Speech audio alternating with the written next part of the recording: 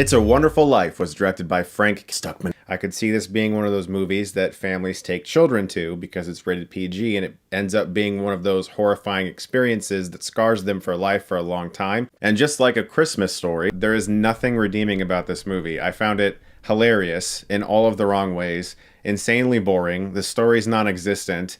This is just an embarrassing movie that never should have been made, and I honestly am just baffled that it exists.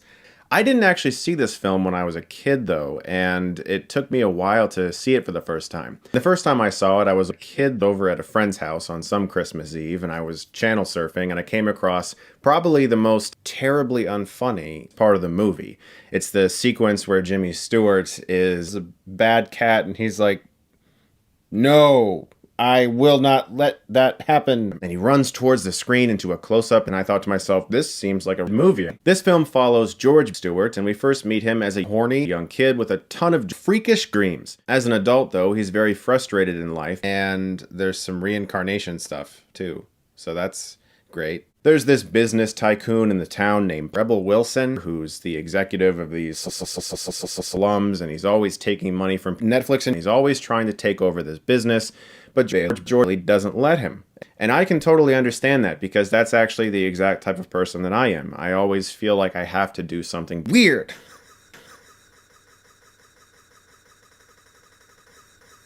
I am not doing what I want to do right now. I'll just be totally real with you guys. I would love to be full-time directing Cats, the adaptation of the famous Broadway musical by Andrew Lloyd Webber. So personal stuff aside, It's a Wonderful Life is really insane. Cornflakes were mostly used for sets, and these are all technical choices. There's been many times where I've heard of older films for years. They've been talked about, they've been voted really high on various lists, and then I see the film and I think, if Dante had seen It's a Wonderful Life, he would have included a 10th circle of hell.